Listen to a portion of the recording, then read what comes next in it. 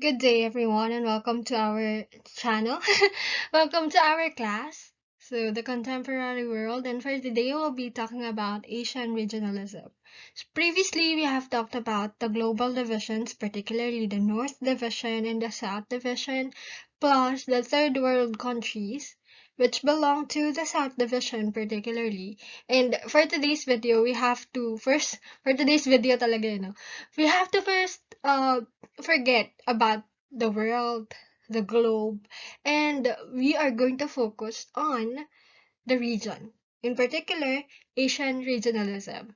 So I bet during this time that you have already reached this video, you have already encountered the sharing portion in our learning management system, wherein you're asked to tell me you're Asian without telling me you're Asian.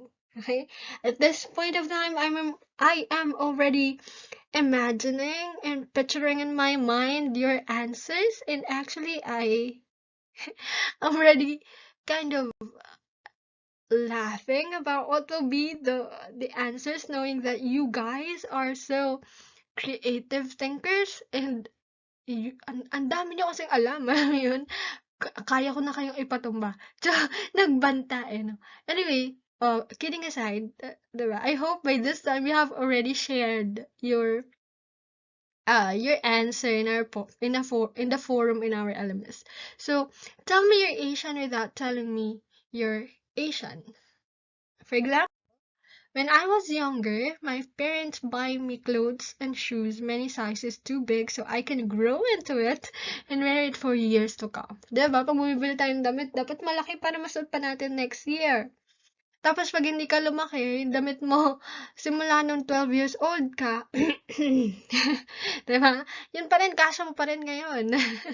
Ganon yung variation feels no kayo. Sige, titingnan natin dun sa forum kung ano yung na-share ninyo, no? So, anyway, for today, we'll be discussing Asian regionalism and we'll mainly focus on four divisions or four subtopics. What regionalism is, Asian regionalism, regionalization versus globalization, and then the factors leading to greater integration of Asian region.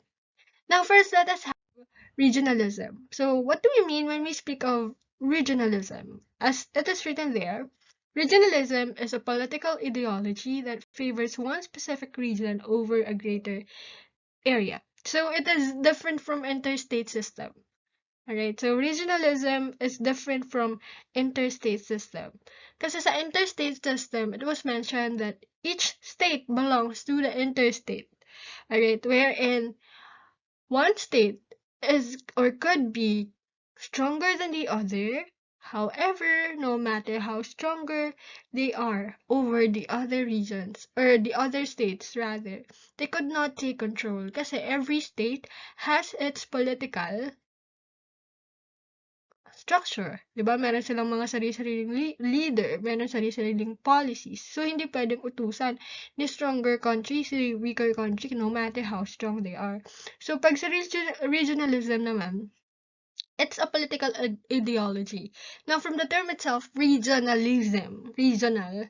ang focus dito or ang favor is on a particular specific region over a greater area. Sige, brace ka pa ba?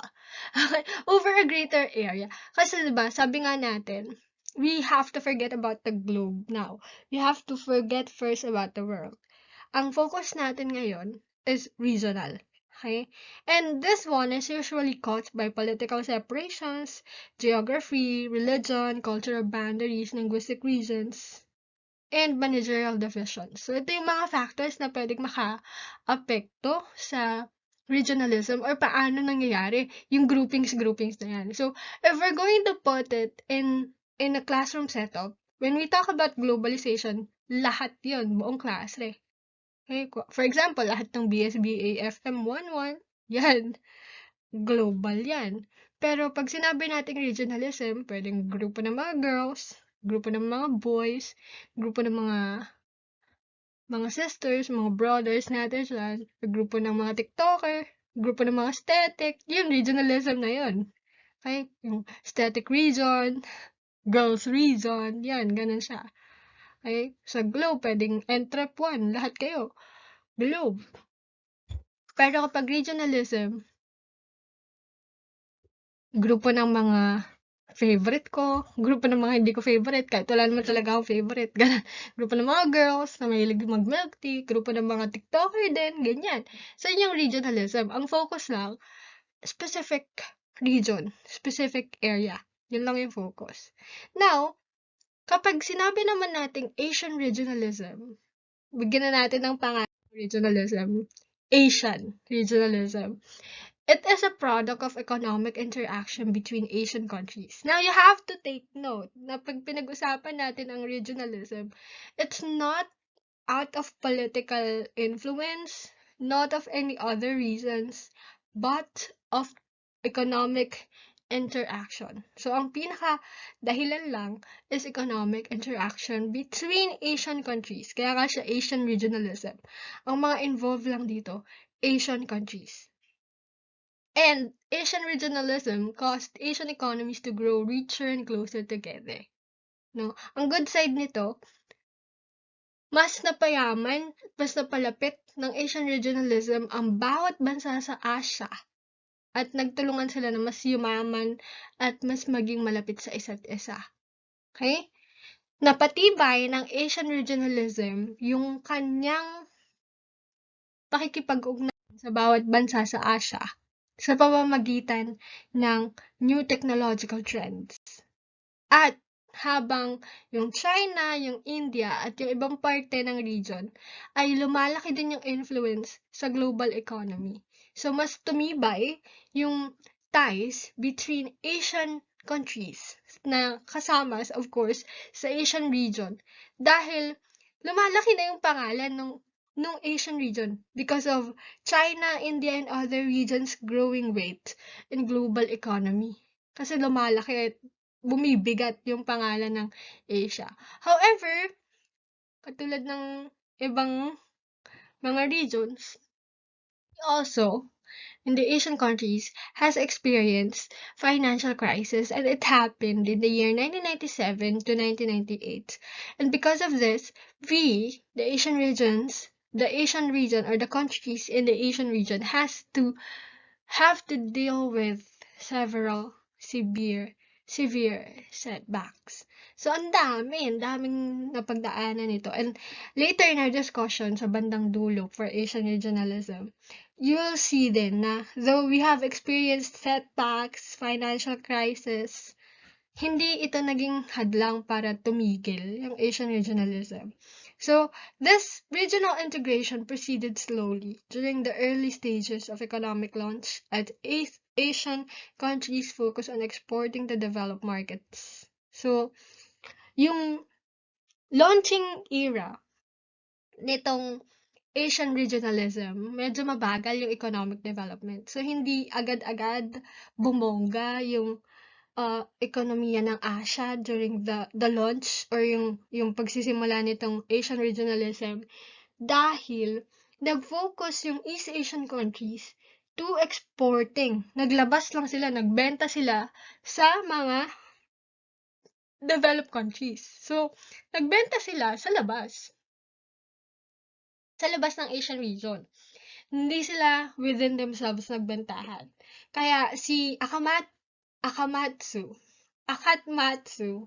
isang Japanese economist in the year 1962, kinumpara na yung pattern nung economic style ng Asian region to a flying geese. So, alam niyo ba yung flying geese? Yung mga gansa. Okay? Ano itsura? Ganyan. Ganyan yung itsura ng mga flying geese.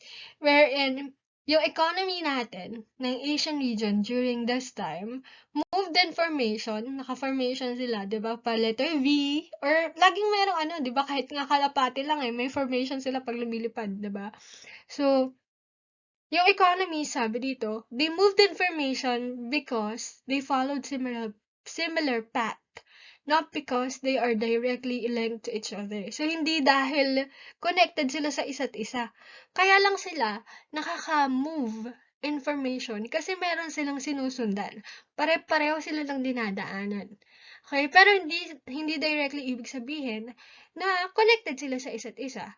And that caused yung slower rate of increase sa development ng ekonomiya ng Asia, though we are already practicing Asian regionalism. Kasi nga, ayun, palabas tayo eh.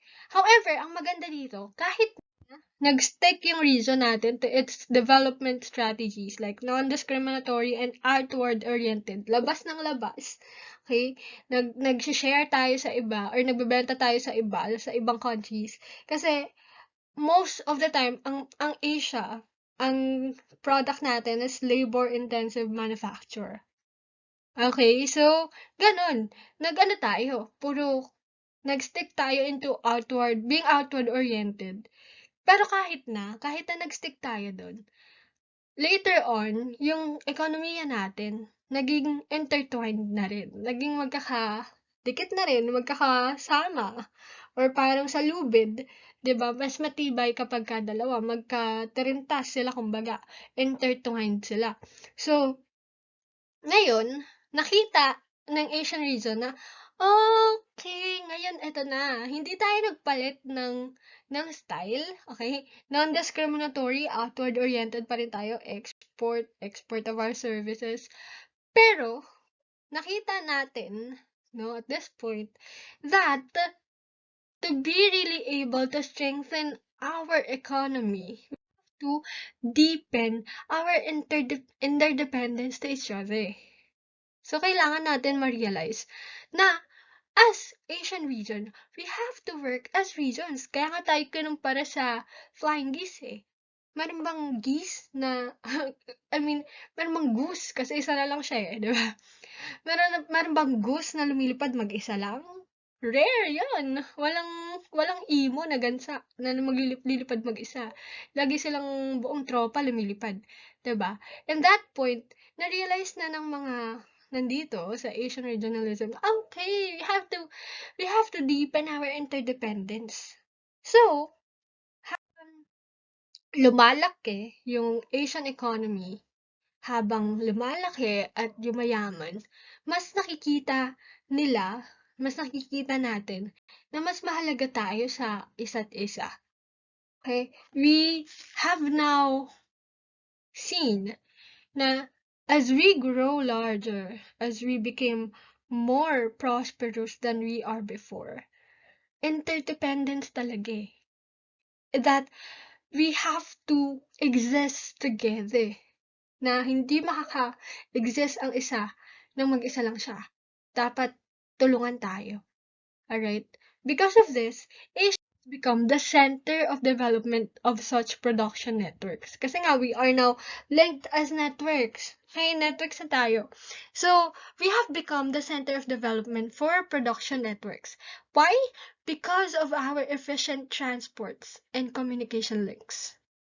Okay? I mean, communication links, speaking of communication links, we know na Asian people do have the skill to speak English, diba? Which is the language of the world. So, because of that, mas madali para sa atin to understand Western people, lalo na yung mga nag-i-English talaga. And, yun nga, kasi meron tayong magandang communication links. Also, efficient yung transport natin eh. Kasi nga, na-develop na natin yung integration within each other.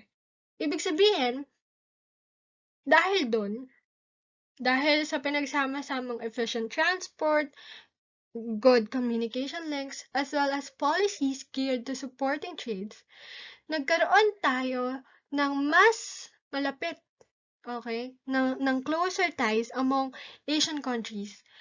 At habang nangyayari yun, the positive side is our economies also are being boosted in the region when it comes to international competitiveness. However, regardless of all these backgrounds, kagandahan ng Asian regionalism, just like what I have mentioned a while ago, nakaranas tayo ng crisis. And it was just caused the crisis in the year 1997 or 1998. So this crisis swept through Asia. Okay. This crisis swept through Asia and put the region's interdependence into harsh focus. So, because of this crisis, daming nakita ng mga nasa Asian region. Sabi nga dito, the focus yung interdependence natin into harsh situations. Okay, napunta tayo doon. Now, ang pinakatinamaan nung crisis in the year 1997 to 1998, I was a year old lang during this crisis. Year or two since 1996 ako pinanganak. Okay, so, ang pinakatinamaan dito is yung emerging Asian economies. Yung mga papasibol pa lang sana because they have opened their financial markets. So, ang mga kasama dyan, Indonesia, Republic of Korea, Malaysia, the Philippines, and Thailand. However, on the latter part, kaya nga siya 1997, 1998, siguro in the year 1998, tinamaan na rin yung ibang Asian countries. Pero, we supposed to be resilient, no? Yung resiliency ng Asian people ay napakita pa rin after the crisis as most of the countries then use the crisis as an opportunity to pursue wide-ranging reforms and finance as well as in other areas of weaknesses that the crisis exposed. So dahil in the crisis, no, in the middle of crisis, they were able to see a lot of things na nakita nila sobrang daming bagay na kailangan pa nilang itama at pagguhin when it comes to financial choo-chooness and financial concern or fiscal liabilities ng bawat isa. Nakita nila yan through the crisis, diba? Without the crisis, di nila makikita. So, on the positive side, they have been able to start a reform. Okay? So, after this naman, parang, di ba sabi nga, what doesn't break you makes you stronger. So, yung crisis, it does not defeat yung Asian regionalism. Hence, Asia emerged with a greater appreciation of its shared interest in the value of regional cooperation. So nakita ng Asia na, it did not defeat us, it made us stronger. And because of this, Asia has not only become more integrated, but also they become more willing to pull each other together. Okay, mag-bounce back magkakasama. So, ito yung magandang nadulot ng crisis. Nakita nila lahat ng mga kailangan nilang i-develop pa, baguhin, at pagandahin, and then, mas na-realize nila na we have to really appreciate each other's existence in this region. Right? So, yun. That's for Asian regionalism. Now, what do we mean when we speak of regionalization and globalization? Anong pinagkaiba nitong dalawang ito? Now, yung globalization, kahit nakapikit, feeling ko alam nyo na. Kasi this is the very first word that we have learned nung nag-aral tayo ng contemporary world. Like, globalization involves greater openness in the international economy, and it is moving towards a borderless world. Borderless. Katulad ng sinabi ko kanina sa mga examples. Parang isang buong klase. Entrep 1, BSB, FM1, globalization. Or our community, our campus community, CCI community, we are global. For example, tayong model ng globalization. Now, pag sinabi nating regionalization, ito na yung mga from the program of education, program of business and entrepreneurship, program of hospitality and management and tourism management. Yun yung regionalization. As regionalization talks about neighboring states entering in an agreement to upgrade cooperation within their region. So, region, focus lang sila sa isa. Globalization, buo. Okay? So, parang Pilipinas. Model ng globalization, buong Pilipinas. Regionalization, region 3 lang. Gets? Alright? Now, what leads us to globalization? Review lang. Okay? Naaral na natin to before. So, yan. Technological advances that have significantly lowered the cost of transportation and communication. Trade liberalization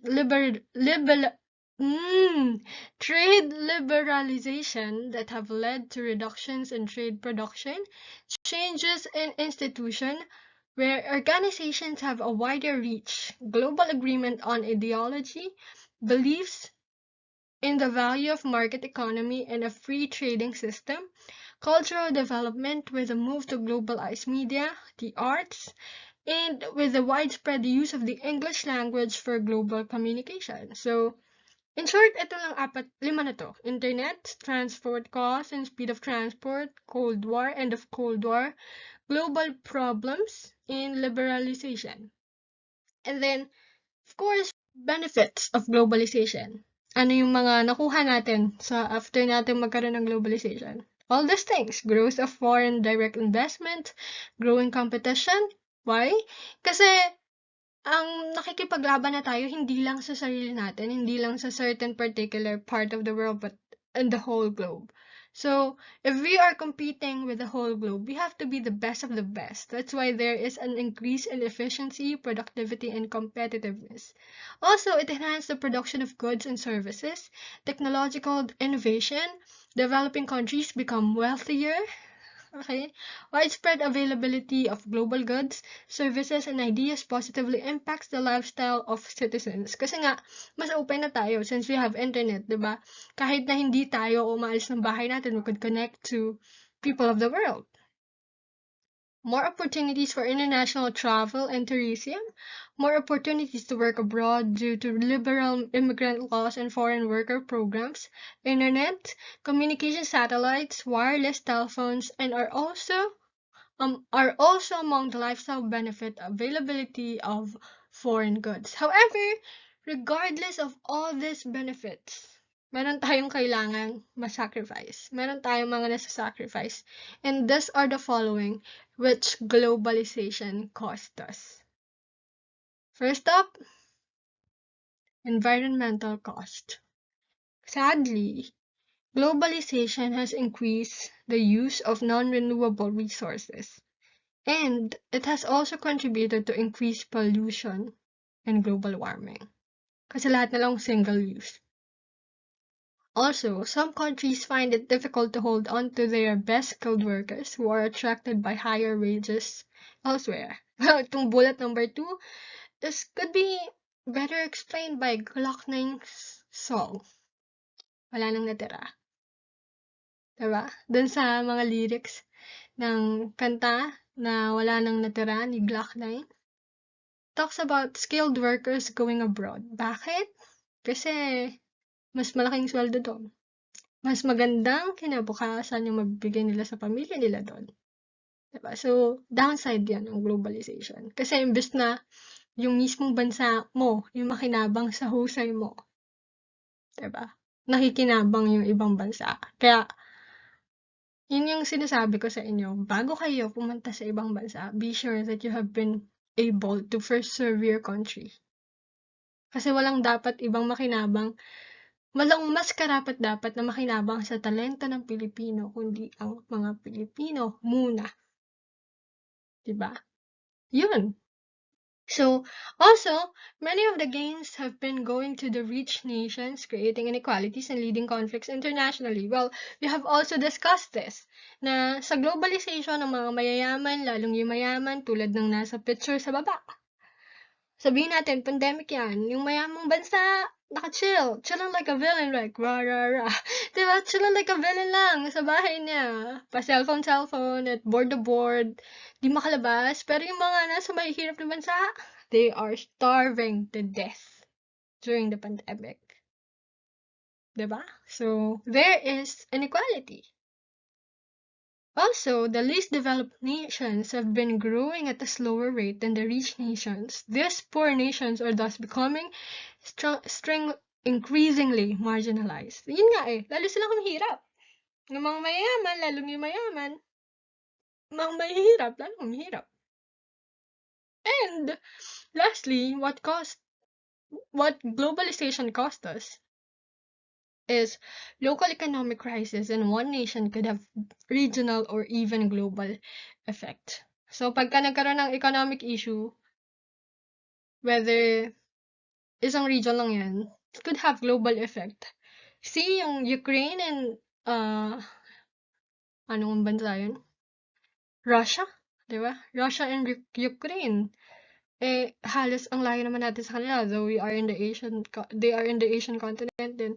Pero natamaan tayo eh, naapektuhan pa rin tayo, di ba? Nagkaroon pa rin ng global impact. So that's for the quick review for globalization. Ngayon, ano ba yung regionalization for better understanding? Now, you see here, the seven world economic zones. So the NAFTA, the USAN, the EU, UAOIC, SCO, and the APEC.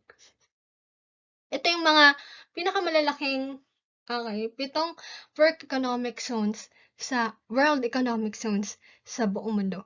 Now, katulad ng nakalagay dito, there are other groups or many of the groups shown have overlapping membership. So, meron dyan, isa member ng APEC, tas member pa rin ng iba pang, okay, member pa rin ng ibang zones. So, quote-unquote, voluntarily mingle, merge, and mix with their neighbors so as to lose factual attributes of sovereignty while acquiring new techniques for resolving conflicts among themselves.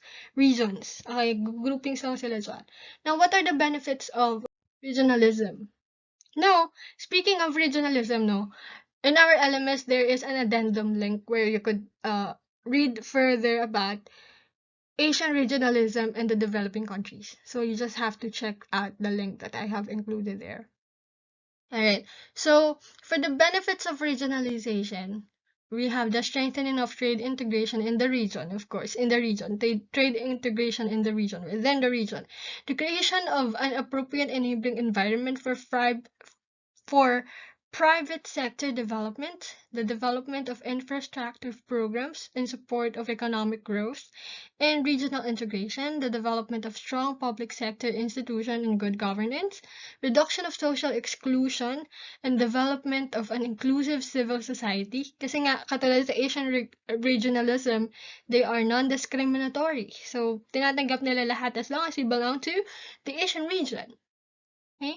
So contribution to peace and security in the region, building of environment programs at regional level, and strengthening the region's interaction with other regions of the world. So region by region na yung communication. Alright, so yan. Nakita nyo dito, political union, one country. Economic union, integrated members economies, harmonized tax rates. So pare-parehas lang yung tax rate nila. So may common market tayo, yung Mercosur, yung sa Brazil. Tapos, merong FTA or Free Trade Association, nag-Andean Pact, Bolivia, Colombia, Ecuador, and Peru. And then, yung Free Trade Area. Okay, nagre-remove ng mga barriers. Okay, like ASEAN and NAFTA. Now, of course, alongside these benefits, katulad ng sa globalization, meron din mga downside yan. Meron din mga bayad, kumbaga. And these are the things that the people has to pay just to be or just to gain the benefits of regionalization. Now, katulad ng nakikita niyo sa picture, to sum it all up, isang mundo lang tayo dati sa globalization. Isang world, borderless nga, diba? Now, kapag ka regionalism or regionalization, hati-hati per region. So, ano mga cost nun sa atin? Most professionals are bound to move from their native countries to the country with better opportunities. Katulad lang nun sa globalization kanina. Okay, kasi meron better opportunities in other countries in the region. So, doon tayo pumunta. New laws can prevent countries from trading with others that do not belong to the economic union. So, minsan may mga reform, amendment ng mga batas na nagbabawal sa isang particular region to trade with this kind of region. So, minsan yun din. Downside din siya. Member countries may lose their sovereignty in certain matter. Common currency can lead to fiscal crisis. Cultural centralization, which can result in the loss of culture. Unique cultures within a region and most regional integration tend to increase barriers against all non-member countries, resulting in the creation of trading blocks. Kaya yun nga yun eh.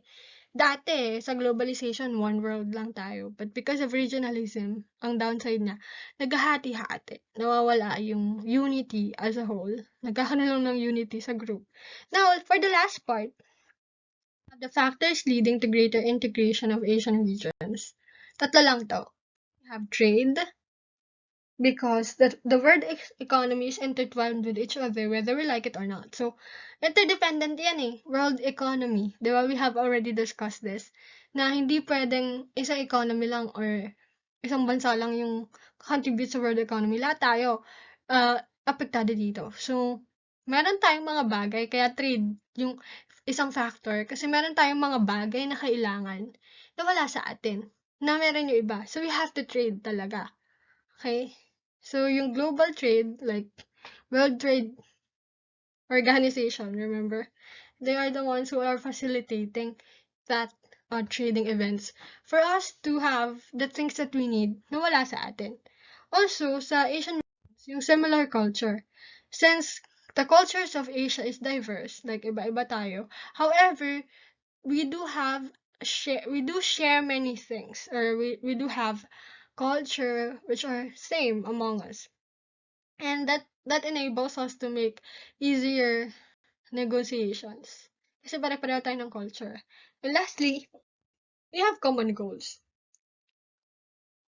One factor that leads us to greater integration among our fellow Asian countries in the region is that because we recognize the mutual benefit of a slow integration, that the territories involved are not far from each other, and the industriousness of its population can work as a powerful negotiating bloc against those from other parts of the world. So, hindi malalayo yung division natin. Kaya nga minsan nagkakaroon ng dispute na itong part ng bansang ito ay sa atin, itong part nito ay hindi sa atin or whatsoever. Kasi nga, ang lapit-lapit lang.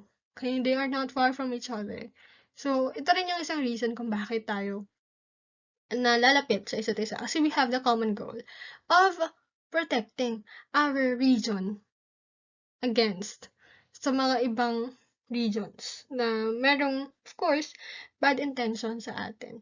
And at this point, no, we've reached the end of our presentation, and I would like to remind you that after this lecture, you have a group activity to make.